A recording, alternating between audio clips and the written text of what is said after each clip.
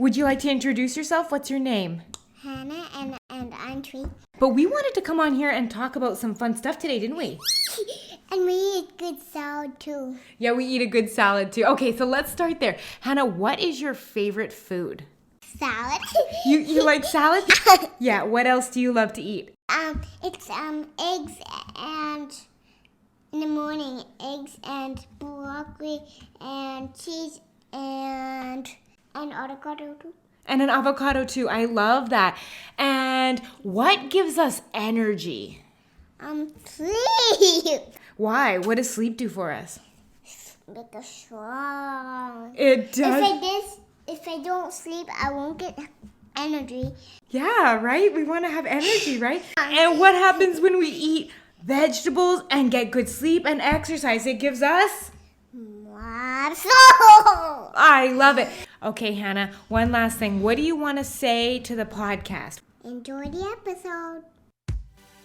Welcome to Becoming Limitless. This is the podcast for entrepreneurs who want to optimize their brain and their body with biohacking. I'm going to teach you how to eliminate brain fog and upgrade your health so you can have more productivity, energy, and growth in your business. I'm your host, Tanessa Shears. Let's jump in. Welcome back to the Becoming Limitless podcast. Today's episode is on how I biohacked my kids. So if you remember, biohacking is making changes to your internal and your external environment so that you can have more energy and focus and just feel good in your body. Now, why are we doing this episode? Well, because every time I posted something on Instagram, I would get questions about how I got my kids to eat like this or how I got my kids to sleep. And so many of the people I've talked to in my DMs on Instagram struggle with sleep or struggle with eating well a lot because their families aren't on board or their kids are waking up multiple times a night. So what I wanted to do today is kind of pull back the curtains and share my experience and what we have been doing and what works for us. Now, I want to start this episode by saying this episode does not give you permission to compare yourselves and to think, oh, I have to do it differently or this is the right way to do it. There is no right or wrong way to raise your kids. You are the parent. You are going to know best. In this episode, I'm just sharing what I did because I always find it interesting to see what other people are doing. So this is kind of what we've done to help our kids become what I feel are really great sleepers and great eaters and just generally pretty happy kids. So I want you to use this episode as inspiration. I want you to think if there's something that you might like to try, you can borrow it, but not to use this as like the yardstick to compare yourselves. Because sometimes I feel like that's what we do as parents and as entrepreneurs is it's just we use it as another reason to compare. I want you to think of this as a fun episode where I just get to talk about the stuff that we've done with our kids, right? And this relates to your business. How? Well, if you are a parent and you are up multiple times a night with your kid, or like I said, you aren't eating healthy because your kid only wants to eat chicken nuggets and it's making it hard to meal plan for multiple people at the same time, I got you. But having said this, when we eat these foods and we don't get enough sleep, it totally affects us. We know that, our energy and our focus. So my hopes in sharing this with you is that not only can we begin to look at different ways to get your family on board, but that maybe I will be able to excite you into starting this as a project you do with your family. So like I said, everything that we're going to be covering today, it's really just easy stuff. It really is. But it seems like a lot because I have been compounding one thing at a time over the last 3.5 years. So right now, Tenley, she's my 15-month-old, and Hannah is 3.5. So when you kind of hear all the things we're going to talk about, it's going to seem like a lot, but I'm going to tell you, it was one thing at a time. Not everything worked the first time. This is what works for us and our family. And I'm just sharing it with you in hopes that it helps, kind of showing you how we decided to raise our kids because neither Flynn nor I were brought up with whole foods or exercise. I mean, Flynn, my husband, he was born and raised in the Philippines, and a lot of his diet was consistent of, fish and rice and fried foods, not a lot of vegetables, not a lot of nutrition. So it wasn't really natural to him. And in my house, we ate a lot of, sandwiches, rice, pork chops, hamburgers, spaghetti, that kind of food, and not a lot of variety in nutrition or anything like that. So same goes with exercise. I was not brought up in, experiencing exercise on a regular basis. I didn't watch my parents exercise, and same with Flynn. So that was something we had to learn for ourselves. And if you are an adult right now that is trying to put these habits into place, despite, it being opposite to your upbringing, that it can be kind of a challenge. So our hope as parents for Flynn and I is that we can provide an environment where it feels natural for our kids to make these choices to exercise or to eat vegetables or to sleep well if they want, because they have that skill set. So I've kind of broken this podcast down into a couple areas. We're going to talk about sleep. We're going to talk about food. We're going to talk about exercise, family time, and kind of like mindset and mental health. And that's kind of how I view the areas where I'm constantly looking at how I can help my kids, because I genuinely believe that in the environment around them, whether it be the happiness of their parents, whether it be the sleep they get, whether it be the stuff in their environment. Like, I genuinely believe that. And as for us, for adults too, is environment is the invisible hand that shapes human behavior, right? It is what is making it easy or harder for us to make certain choices. So Flynn and I are just doing the best to shape their environment in the way we know how. So we're going to get started with my favorite topic, which shouldn't come as a surprise, is sleep. So I did break each of these categories down into like the messaging that we are giving them over and over again, because I largely believe that our beliefs are being transplanted onto them. So I want to make sure that my beliefs about sleep and food and exercise are pretty solid, so that when I'm sharing why these things are important with my girls, they understand it and they see us demonstrate it as well. So when it comes to sleep, I'm always sharing with them why it's important, right? And when I always ask my 3-year-old, I'm like, why do we sleep? And she says, it gives us energy. So I'm starting to have her make the connection that if she feels cranky, she doesn't like the way she feels, that she is going to, go have some quiet time, have that nap. Let's get in bed early. And I always say to her, like, oh, aren't we lucky to get good sleep? Don't we love going to bed? Like, sleep is going to make us feel so much more energized. Sleep is going to make us strong, right? And I'm constantly reinforcing this message that sleep is what makes us feel so energized. And I also show them that sleep is a priority. They see us getting ready for bed. They see us going to bed on time. When she naps sometimes, I always talk about how excited I am to take a nap sometimes, because I'm going to get recharged, and all of the fun stuff we're going to do when we wake up, and a lot of that language, right? And so, over the years, I can easily say that both of my daughters love sleep. And it's really interesting. When we had our first daughter, Hannah, we actually bought a course on the internet. It's from someone called Taking Cara Babies, and I'll make sure I link that. And I bought her first 2 courses, her newborn sleep course, and I think it's like her 0 to 12 weeks or 4 months, whatever the course is, like that, because we didn't have a clue what we were doing when we came to sleep. And this was, back probably in 2018, 2019, before I was really deep into sleep, and I didn't understand how baby sleep worked. I didn't understand that kids are not born knowing how to connect their sleep cycles. So we go through sleep cycles, mean deep, and then we go into light sleep, and then REM, and then we wake up. And then you, as an adult, your brain knows how to put itself back to sleep and go into the next sleep cycle, but kids don't. And that's why they wake up every, hour and a half to 2 hours as babies. And this course kind of helped us teach how to soothe them and also teach them how to put themselves back to sleep, so that at any point we can lay the girls down and they know how to put themselves to sleep. And I think that's one of the cool things that I feel now we have is I'm able to we put the baby down and we walk out of the room and she goes to sleep, and we put our 3-year-old down and she goes to sleep. Like, there's not a lot of fussing, which I think is a gift. And it's interesting. A lot of people told me that we fluked out with our first baby. Oh yeah, well, don't expect that with the second baby. But we had a very similar experience with our second baby. Our first baby was sleeping through the night by 4 months. Our second one was by 6 months.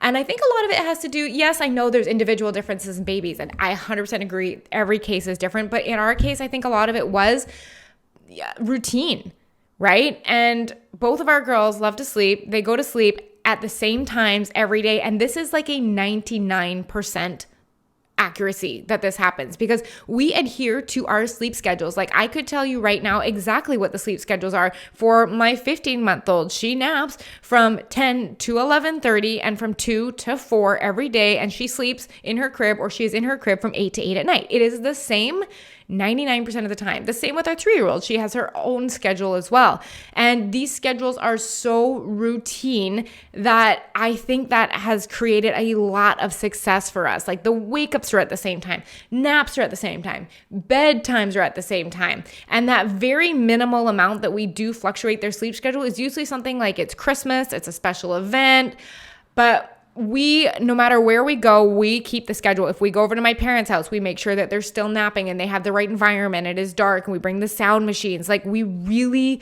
want to maintain that consistency. And yes, we sacrifice a little bit of our flexibility. Like right now, we are in a stage where at our house, there's almost always someone napping. So we don't get to go out a lot at this point right now, but we also get really good sleep through the night and we wake up feeling energized. And so one of the conversations my husband and I had was we would rather have a consistent routine every night and have little flexibility, and the consistent routine at night, sleep through the night, feel really good, energized, focused, and have little flexibility during the day, then have a lot of flexibility during the day, but have rougher sleeps at night. Now, I'm not saying this has to happen in every case, but this has worked really well for us. So that consistency, the exact same consistency that works with you and your circadian rhythm, works for kids. So for us, the closer we were able to stick to that routine, the better. And our wind down routine starts at the same time every night, usually around 7 to 7:15. And that usually looks like on some days we do a shower.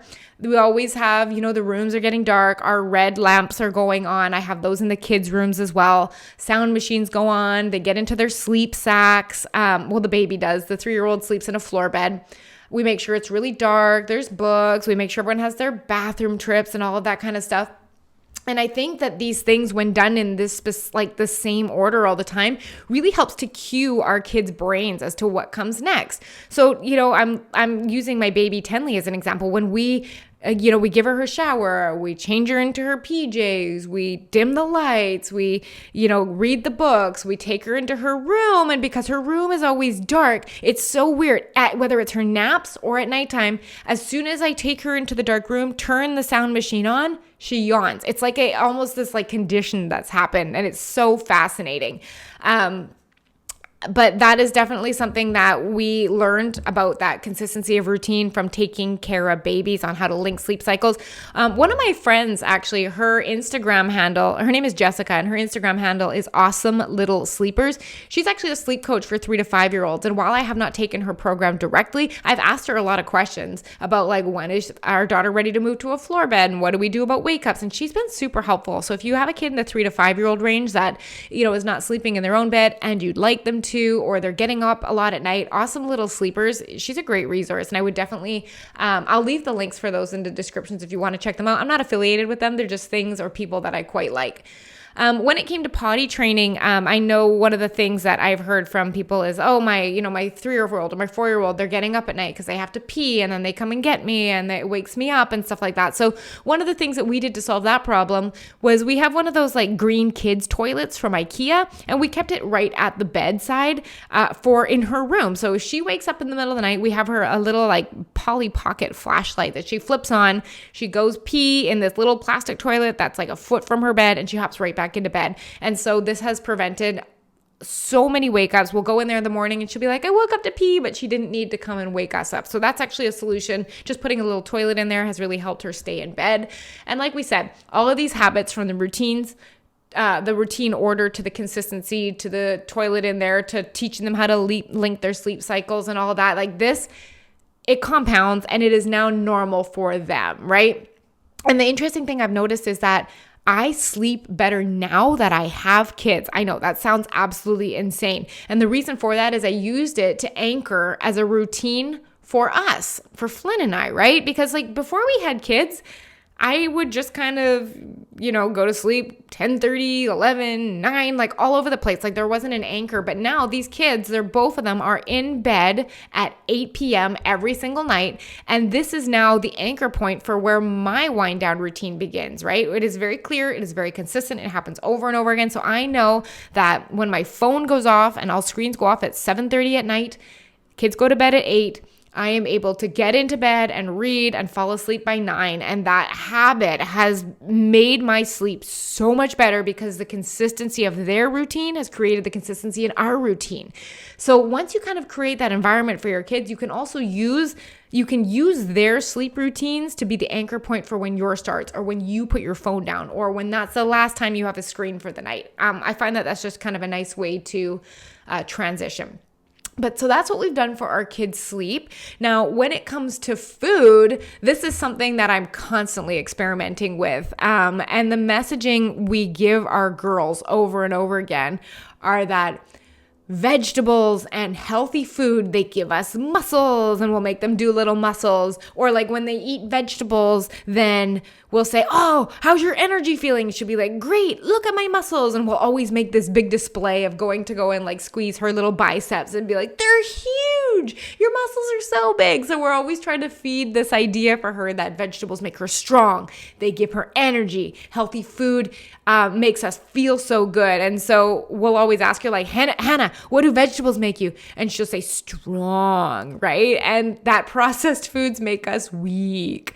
And so I'm just wanting her to be able to see that it's not that we need to never eat what we call weak foods, which are flour and sugar and candy and stuff like that. We don't not eat those. We just need to make sure that we stay strong. So we're going to keep the balance tipped in favor of strong foods. So for example, if we have spaghetti one night, or if we enjoy pizza or a chocolate bar or something like that, she always knows that that is a weak food, and that's okay as long as you're eating a lot more strong foods. So we'll make sure that if we had that we're balancing it out with some vegetables, or we're balancing it out with an avocado or something like that, so that we're not looking at our meals as only weak foods, that there's always that balance in there. And I think, you know what's funny, as I'm recording this, I'm just realizing like everything I'm saying, all of these tips, they work for us too. The messaging, the thinking, right? But this is kind of how we teach our kids. And I guess it's just more of a reflection of how I think about my food and my sleep, right? So other things I like to say to her is, we are so lucky to get to eat healthy. Aren't we lucky to have vegetables? Aren't we lucky to be able to eat like this? And she just very much starts to appreciate the ability to have healthy food. And then one of the things that I have used with my older daughter, Hannah specifically, she's 3.5, like I said, is I have her help us pick out recipes. So for example, if I were going between, do we want taco salad or fajita chicken? And I will actually ask her to help pick it out. And so this involves her in the process. And this can be done with older kids as well. Although I will say, the oldest I've gotten as a parent is 3.5 years. So I'm not quite sure what will work for 10-year-olds and 15-year-olds. I will get there eventually and report back, but this is what's working as a new parent. Having her pick out the recipes and take some of that choice and autonomy in choosing. And when we all used to go grocery shopping together, I would have her like see the process of grocery shopping and have us pick stuff out. And I actually even now today have her help us pick out the grocery list. I'm like, Hannah, what do we need? She'll be like, apples and asparagus, and like really getting used to the regular healthy foods in our house. And then another way I give her that autonomy and choice is actually with dinner. So if you've ever heard a little bit about how we do our meal planning, we always have 2 recipes fully cooked at a time, and they usually last us 3 days. So we cook only twice a week. We cook enough recipes for 2 days, or for 3 days, and we usually cook 2 different recipes. So let's say, go back to that example, we had taco chicken or taco salad or fajita chicken. So what I will do is at dinner, they are both healthy choices, but I will let her choose. So I'll pull both of the leftover containers down. I'm like, Hannah, which one do you want today? And she always has a preference, which is kind of fun. So that feels like she's getting to choose what she wants to eat. And that has made dinner so much smoother and less of an argument, is that she feels like she's choosing what she gets to eat. Now, as far as getting her to eat vegetables, we actually have what are called vegetable date days. And so her and I, what we will do is, right now, the vegetable date day is salad. And so what we will do is I will prepare myself a salad, and I will prepare her a smaller salad. And we will get a little bit of dressing, and we will get a little bit of like dried cranberries and the fun stuff in there. And her and I will sit together and have a date day eating our salad. And I've made it into an event where I'm like, do you want to have a date day? do you want to go have our salads together? And she gets so excited, and we sit there and we eat our salads, and I'm like, we're big girls. We're getting strong. Look at us eat our salad. And it has become such a thing that she looks forward to. Like the other day for dinner even, I steamed some frozen vegetables and kept them in a bowl in the middle of the table, and we shared it kind of like family style sharing. And I was like, okay, let's both eat carrots. And then we'd both eat a carrot. Let's both eat cauliflower. Then we both eat cauliflower. And so by making these like eating vegetables the special event that comes before dinner, not only it makes sure that the vegetables are eaten and they are done, but it makes it fun for her. And that's something that I've actually enjoyed because it's kind of one-on-one time. It helps hold me accountable as well because she's like, I want a salad date day. And sometimes my brain is like, I don't want to eat salad. But then having her there is kind of a fun layer of accountability in there. Another thing that we're really encouraging with her, and obviously with Tenley as she gets older, is that when she says she is full and she doesn't want to eat anymore, she's done. If she has food left on her plate, that is okay. We always want her to feel like there is no rule that she has to finish her plate or eat all her food. I only want her to be paying attention to her satiety signals. I think as kids, they are born with exceptional satiety signals. They know when they are full, they know when they are hungry, and I think it is our processed food and our conditioning to eat everything on your plate that really screws us up and causes a lot of overeating. So I want to give her the messaging that when she's full, that's fine. You're done. You don't have to eat everything on your plate if you don't want to. Now, another thing in kind of conjunction with that is that if we do prepare something to eat and she doesn't like it or doesn't want to eat it, I don't give her easy or more palatable alternatives. Now, this is, like I said, this is just me and my experience as a parent, but I don't offer her something I know she will like if she doesn't want to eat what we are eating. The family, we all eat the same food together, and if she doesn't want to eat it, that's fine. I'm not going to force it on her, but I also don't prepare like fries or maybe chicken nuggets or bread or something that she might like just to get her to eat. Like I really want her to understand that like this is what the family eats. We make good food. We give you choice in recipe. We take you help with the grocery shopping. You get to pick between your two recipes, but this is what we are eating. And if you don't want to eat it, that's okay, but there's no alternatives. And I found that this has over time just made it really simple. Dinner time goes slower sometimes and faster sometimes depending on what she likes, but it's made it a lot more easy to establish this as just a habit that we have, and that way she doesn't seek out alternatives every time she doesn't feel like eating something that we have planned. Now, just to give you a little bit of an idea about what my kids are eating for their different meals of the day right now, because sometimes I find that's helpful, not healthy, helpful to know what other parents are feeding their kids. This is just to give you an idea. So my 15-month-old, when she wakes up in the morning, her first meal is half a chicken breast and half an avocado. Then when she wakes up from her first nap, I give her half to 1 cup, I would say, of 10% full fat Greek yogurt. Then when she goes down, right before she goes down for her second nap, so this is, I guess, kind of meal number 3 of the day, we give her 1 to 2 organic sweet potatoes. So we basically put them in the pressure cooker and keep it nice and soft.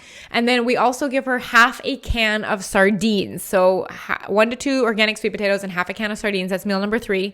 For meal number 4, we give her this kind of like organic oat blend. It's got like apples and bananas and oats and everything in it like that. We also put flaxseed in there, and then we put wild blueberries or blackberries. And then we will pair that with chicken or salmon at night. So you can see all whole foods in there. Something we have been experimenting with recently is we have black bean pasta and I think chickpea pasta. So they're not gluten-based pastas, but we are experimenting a little bit more with that because one thing we have discovered is that it is hard to get enough calories in for your kids when they're eating this healthy of a style of food. So adding the pasta in is a nice thing that can kind of complement it, but we're just playing with that right now. It's something we're experimenting with.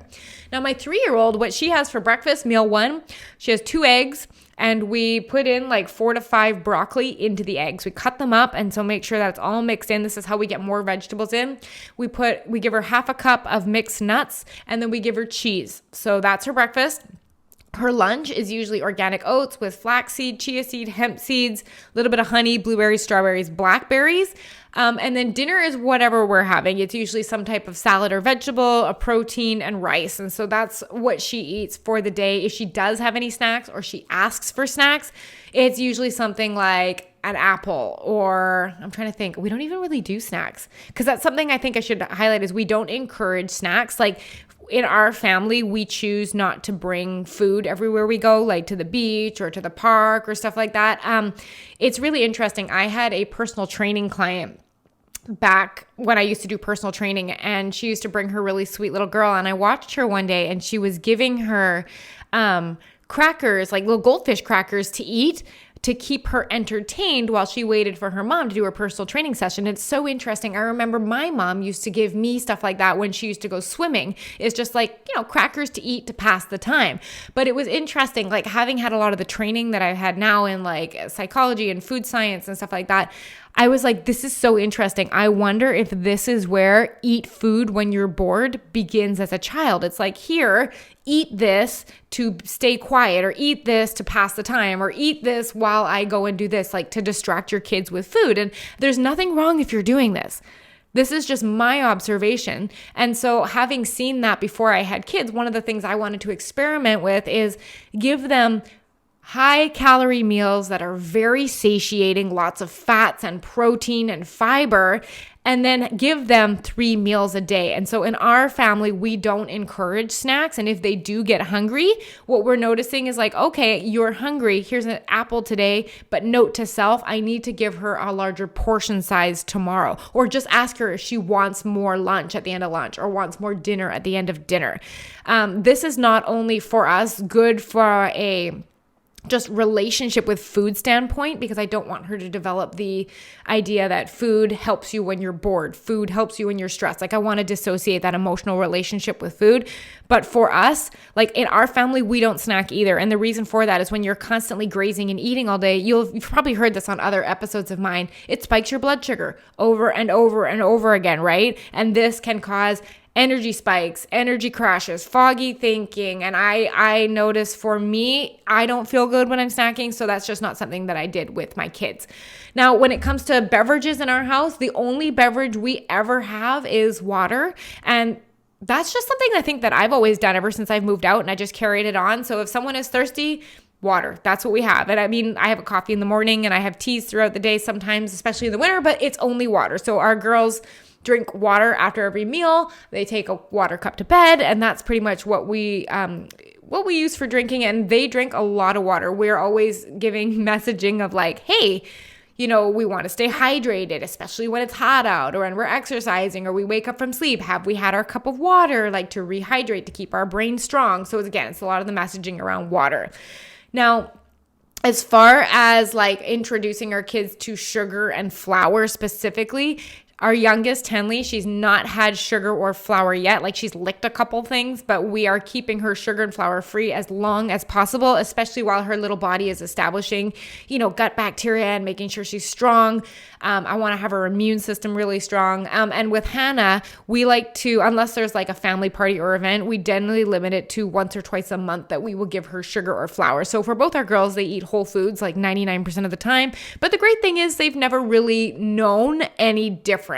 And what we will do sometimes is we might mix in a little flavoring, like a little barbecue sauce or pesto or something like that, if we need to give stuff a little flavoring. But this is how we choose to, if we're going to introduce sugar, this is where we're going to do it. Now, if we're going to talk about like mindset and mental health and all of that kind of stuff, this is one of my other favorite areas, because as you've heard with a lot of my coaching style, I'm really a fan of taking responsibility for our own thoughts and our feelings. And I'm constantly reinforcing the beliefs that I want to embed on who they become as adults. And I really do kind of feel like that's our role as parents, is to transfer the beliefs that have best served us in life onto our kids. Now, of course, sometimes we're going to transfer the not so helpful beliefs, and that's something that we can do our best at. But I mean, at the end of the day, I always feel like as parents, as long as we're doing the best we can, that's all we can ask for. It's never going to be perfect. But there are things that I'm constantly reinforcing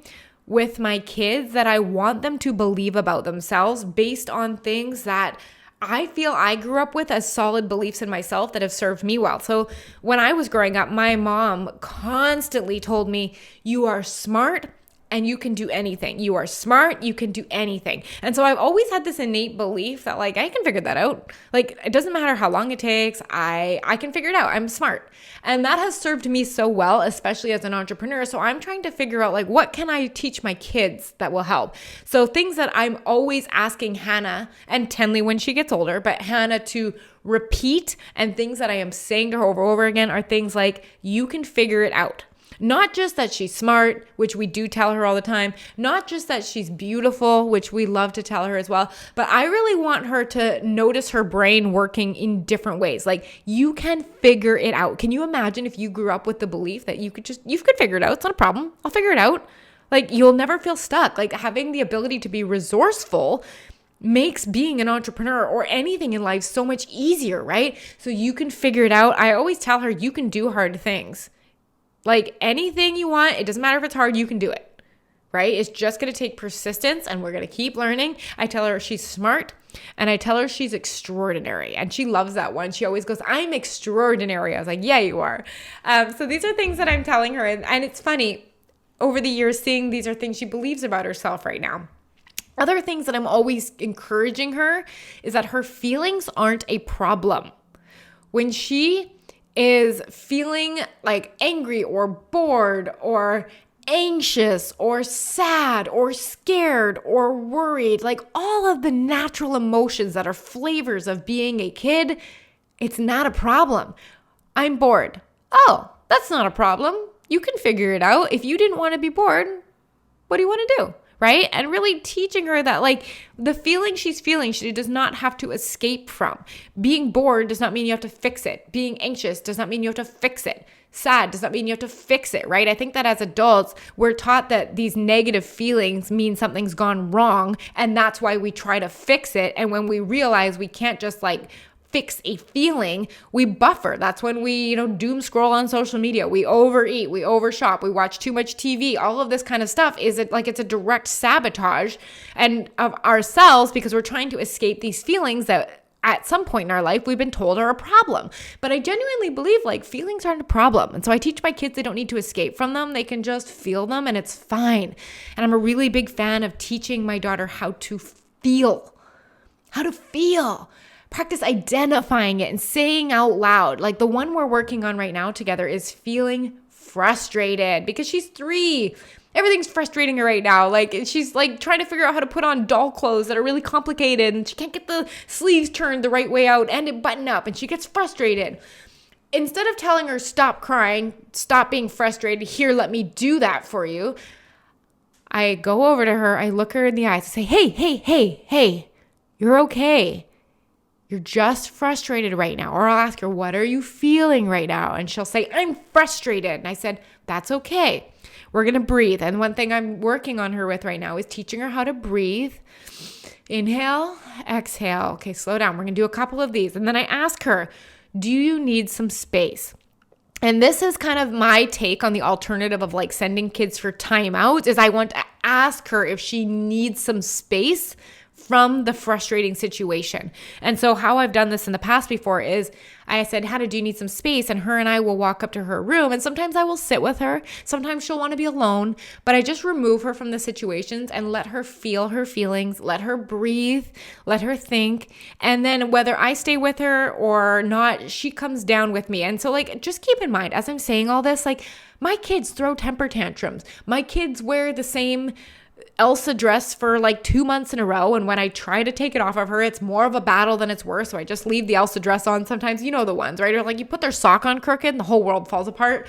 But like my kids are not immune from these behavior things. It's just, I decided to change my approach with it. So I'm getting her, identify your feelings. What are you feeling? Okay, cool. How does that feel? Oh, that doesn't feel very good. That's okay. It's not a problem. Why don't we take a couple deep breaths? How do you feel now? Okay, do you need some space? Do you want to take your own time out? And time out is not a negative thing in our house. It's like time out just for you. I go with her. She goes by herself. Give her space. I ask her, do you want a hug?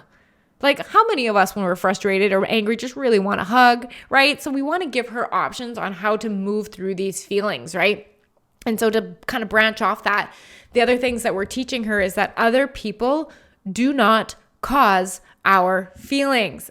And if you've never heard me talk about this before, you might be like, say what? They totally do.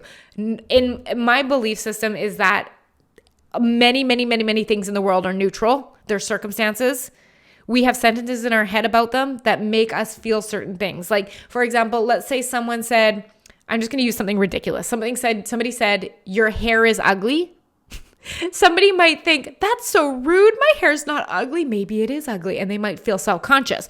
Whereas another person might think, that's stupid. And they don't even care about it at all, right? And that is how you can tell that when someone says something, it's not causing your feeling, it's your thought about what they said. Are you with me so far? All right. So I'm a big fan that other people don't cause our feelings, that it's our brain that causes them, because then you can take responsibility for them. And then you can also choose to not let people have power over your feelings. This is such a freedom as a gift that I have learned as an adult that has been absolutely life-changing. And I want to pass this on to my kids, is that other people are not responsible for your feelings. That is your job. You are allowed to feel your feelings. You don't have to push them away. You don't have to eat them away. They can be negative and be there. It is fine. You can handle hard things. You are capable of feeling your feelings.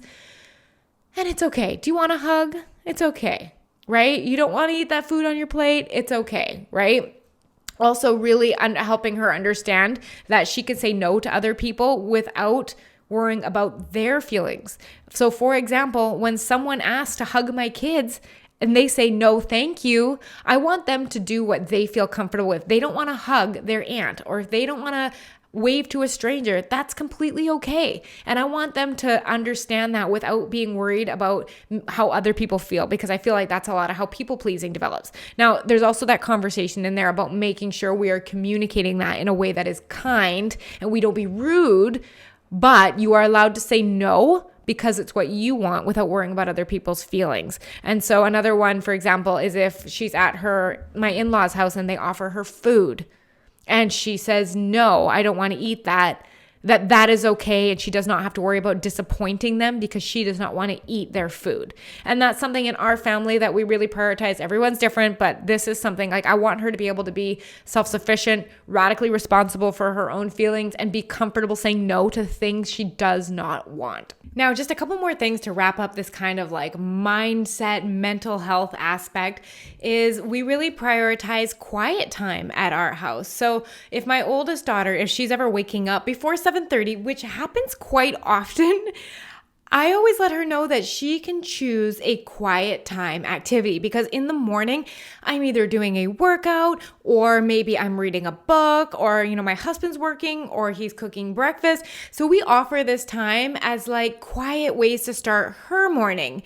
So we have a basket that is specifically called Hannah's Learning Basket, and she can go into this anytime she wants to have quiet time. So what we've actually put in there is like a really, really old tablet that basically all it does is it has Spotify on it because it's so old. And what we've done is we've gotten her a pair of corded headphones, and she can sit there and listen to music. And she really likes jazz right now, and of course Disney. But what she can do is she knows if she wakes up and I'm still reading and I'm still having my downtime, that she is welcome to grab a blanket, cuddle up beside me, and have her own quiet time. So she'll listen to music. She'll look at books. She's not able to read yet, but she loves to go through books and look at pictures and stuff like that and tell herself stories about them. We've introduced a lot of coloring. She's learning how to write her letters right now.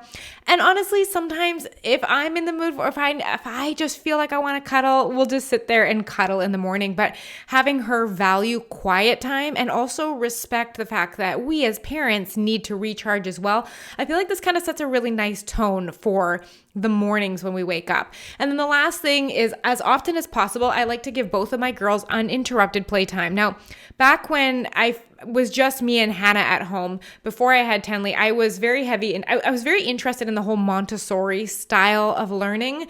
knowing that like play is the work of a child and all of that kind of stuff, and having a lot of tools and toys around her that she needs to use her imagination with. So one of the things that I try to give my girls at least an hour each morning is uninterrupted playtime. And by uninterrupted playtime, I mean this is time for them to engage with their environment. Maybe she can play in her play kitchen, or she can get her sewing activities out, or she can color or write or read or play train tracks or play with any of that stuff for an hour each morning where there is no interference from me. And I know back when I first had my girls, it was really tempting to just jump in and want to say, do you need this?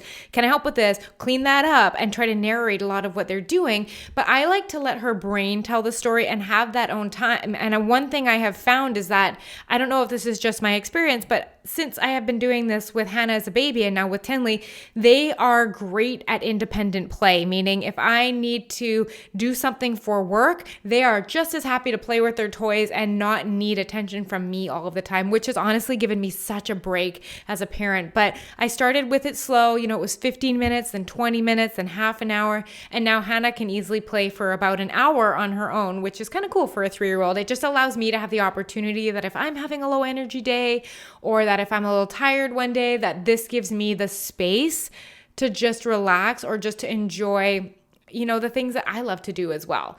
Actually, one last thing that we do, and this was actually inspired from one of my clients. She was a Wilson reading tutor, and she loved this idea of just everything she did was teaching kids to read, right? And we had discussed this idea of like getting excited about a book club. And I don't know about you, but when I was a kid, I used to love summer reading club at the library, where you could write down the books you read and you get a bunch of stickers and the little chart and everything like that. So I love that experience for me, and I'm a huge reader, so I like to share that love for reading with my kids. So me and Hannah, we have something called book club. Every third Friday, we go to the library together, and she picks out all the books she wants. Some of them are way above our reading level, and some of them are below, and some of them are right at, but I just want to know what's inspiring her. Like, she went through a phase where she picked out a lot about animals. Now everything is a lot about, hearing and sight and taste, and she's really into the senses right now.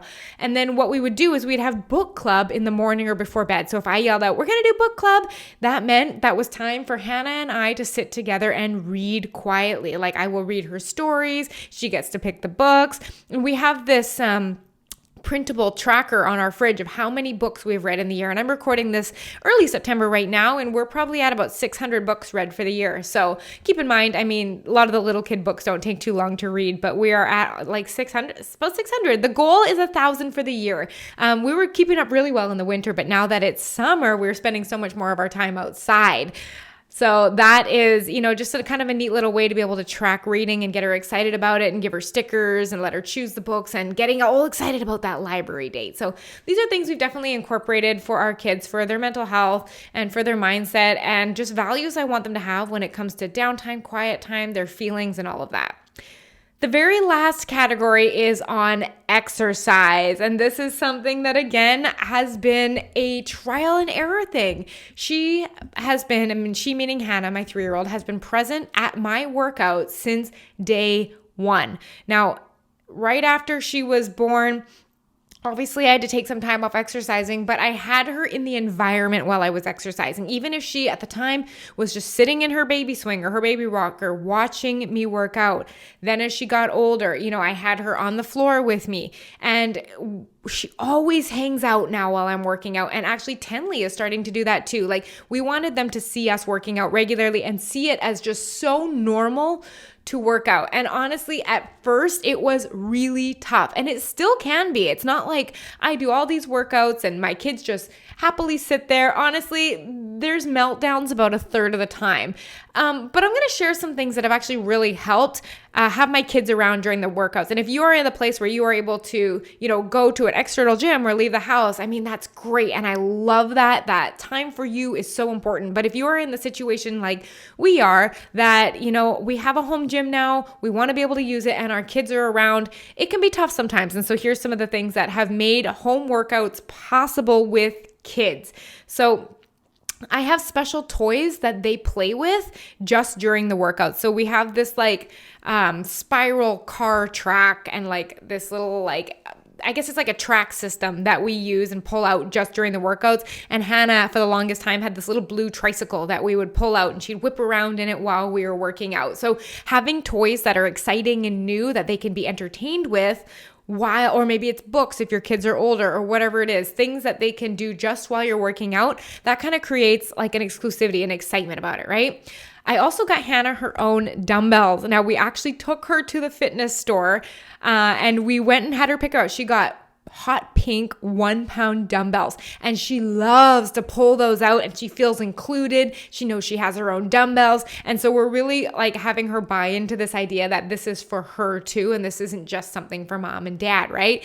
Sometimes we end up having to play music that she likes. So, I mean, I would rather not work out to the soundtrack of Frozen or Moana, and we don't talk about Bruno is not my favorite jam on the spin bike. However, if it's something that makes her happy, like I'll do it. You know, the worst thing that happened, I put in one headphone so that I can maybe listen to something else that I like instead. I invite Hannah to join in and play all of the time. For some reason, if I ever pull out a yoga mat, I made sure Hannah has her own and she does things with me. She does down dog. She can do a lot of the basic yoga movements too. So just inviting her to join and play. And sometimes she just wants to lay there and watch me, but sometimes she just really gets into it and it's kind of cool. We do a family workout together. That's another thing that's really fun. We get excited about this family workout. My husband and me and our 2 girls, we go down to the gym and we have like these dance parties and we put on music and it's like the family is involved in this and we're all there and the girls play together. And so really just making this an event that happens in our family has been really fun. Number 6, like these are just little tips. Expect meltdowns. Expect that they're gonna happen. Your kids are gonna get bored, especially in the beginning. So one thing that I did to help with this is I kept my workouts really short to start with while I was also working on their ability to be present and patience for mama as well. So I kept my workouts to 20 minutes. And then as I noticed I started getting older, I would go to 30 minutes. And then now my workouts hover anywhere between 30 and 50 minutes at most. And I do keep them just really short because this is just something that fits in with my lifestyle right now. And it's a lot less time for them to be able to stay focused, which is helpful. And then last one is engage with them while we work out. So sometimes I'll be doing like a certain move and I'll be like, Hannah, go grab your dumbbells. Like come do your bicep curls with me and talking to her and just like making her feel like this is something that's for her as well. And then really just using a lot of the frameworks that we've talked about before of like exercise gives you energy, exercise makes us strong. Like I was working out one time and I was exhausted. I was on the bike and you know when you just get to that point of like, I'm so tired. And she looked at me, she goes, keep going, mama. That's how we get muscles. And I was like, yes, it is. And I kept going. So just really having them understand that like, working out is about feeling good in your body. It's about, you know, making yourself feel happy and doing something for you. And this is what we really love to encourage as far as like a mindset thing. Now, another thing that we do is we actually go on family walks. I would say at least 5 times per week, if not more. A lot of days we go on 2 walks. We kind of have this running joke in our family with our 15-month-old. Like she just learned to walk maybe a month and a half ago. And we frame it as like, we are training for our 2-month trip to Panama. Like we really don't want to bring a stroller. So everyone has to be good walkers. So we go on a family 1.5 kilometer walk once or twice a day. And we always call it we're training for Panama. And it was actually so fun. Just last night, my 15-month-old did a whole 1.5 miles of hills holding my hand. I was so proud of her. I was astounded that she could walk that far. The farthest we've gotten our 3-year-old so far is, I think we got her 4.5 kilometers before she got a little bit tired. But so just like really getting them good at walking and enjoying it. And now all the time she asks to go for a walk, especially in the mornings and the afternoon. She's like, can we go for a walk? Can we go to the park? We love to take her out to the local field and just let her run around. So I think by establishing that as something that is a priority for our family, it has become something that she enjoys doing as well. And we're also, that's another thing we're doing. Like as we were tracking our books on the fridge, we are also tracking how many outdoor hours we have spent as a family of 4 together. And I think as of last night, we're at 106 hours together spent outside in the calendar year so far. Our goal was 300. I don't know that we'll reach it given that, you know, it's rounding into September and the weather's not going to get as good. But I imagine Going into Panama next year, we're going to be spending a lot more time outside as well. But we really like to track outdoor hours because I want to get my kids exposed to as much natural daylight as they can. I find it really helps with their sleep rhythms. And just, it's such a good thing to be out for what it does for our brain and our mood and our energy and our health to be outside. And I definitely want to share that with them.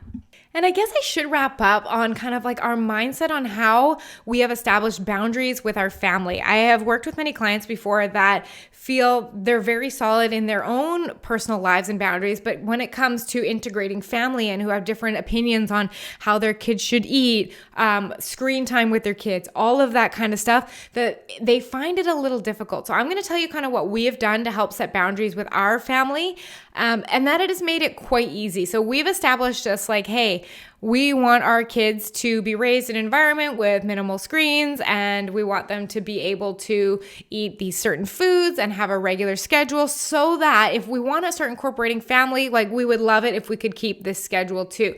So for example, when my mom watches our girls twice a week, she knows exactly what times they eat. I make it really easy for her. I'm like, hey, can you feed Tenley this at this time and Hannah this at this time? And here's the nap schedules and stuff. And if we don't want to have to worry about food, because not everyone chooses to eat the way we eat, and that's totally okay.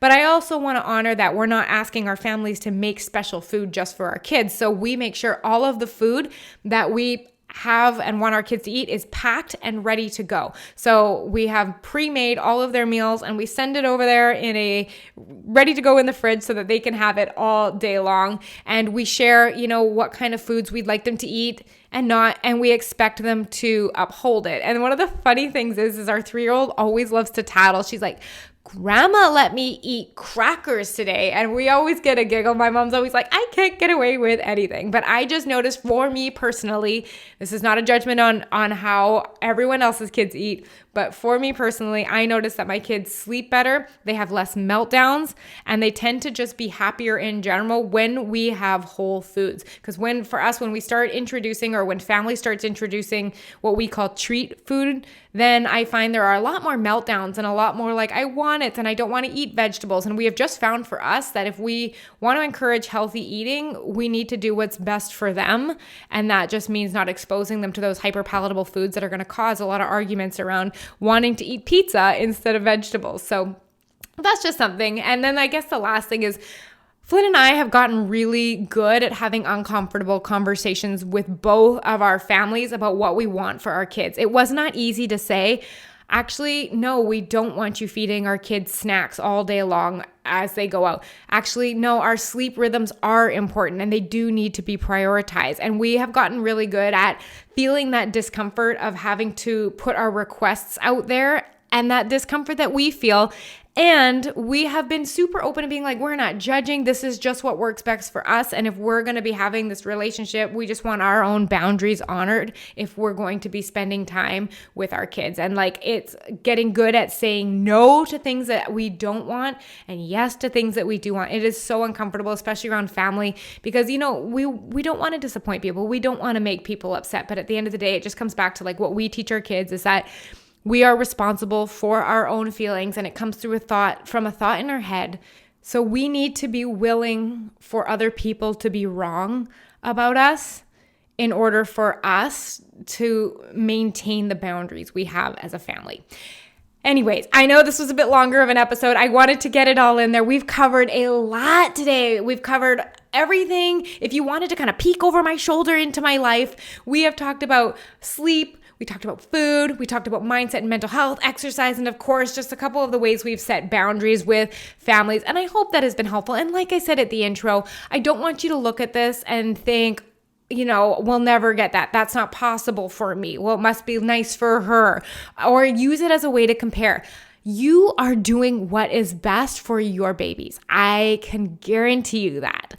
But I made this episode in hopes that like if someone was ever wondering what I'm doing, then this is a good resource. This is just a really good way to use as inspiration instead of to create comparison. I'm always happy to open up this discussion in my Instagram DMs. I love talking to you guys and meeting my community on there. And I hope that you have taken this as just kind of like a really fun inspiration and just seeing what has worked really well for me, keeping in mind that my profession and my career work revolves around health optimization. So naturally, this would be how I'd be inclined to influence and raise my kids. And if your job or your business is in something else, of course, this won't be 100% your primary focus. So I want to make sure that you are compassionate and you are kind with yourself, and that if there is something that you want to try differently, that you do it with the same attitude that I asked you to change your health with. It is that in that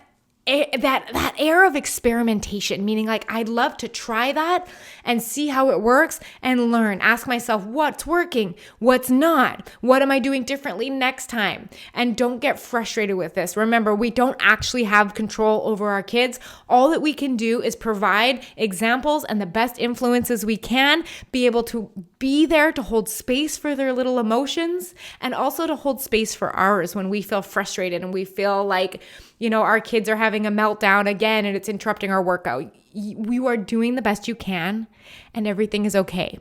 You can't control your kids, but what you can control is the environment we create and how we respond. And that is something that for me has been such a guiding light. But I hope this has been helpful for you.